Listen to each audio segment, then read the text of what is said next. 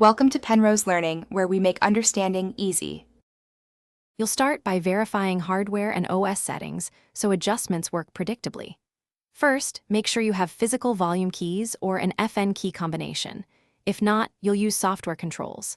Then open Settings, go to System and Sound, and confirm the correct playback device is selected because Windows routes volume to the active device.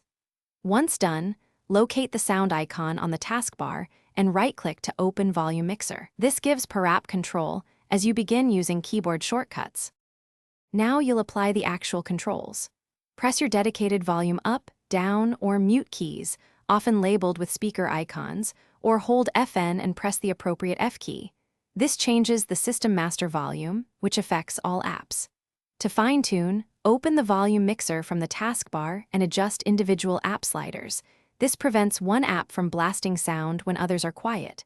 If your keyboard lacks keys, install a simple hotkey utility and map shortcuts, because software hotkeys replicate the same system-level changes. Finish by testing and ensuring persistent behavior. Play audio and press the keyboard keys to confirm the on-screen volume overlay changes. Then reopen the volume mixer to verify each app slider reacted as expected. Make sure accessibility audio options like mono audio are set correctly if you need specific routing. If keys don't work, reboot, check keyboard driver updates in Device Manager, and reinstall audio drivers. These steps fix driver conflicts and restore keyboard volume control. And that single troubleshooting tip usually resolves most issues.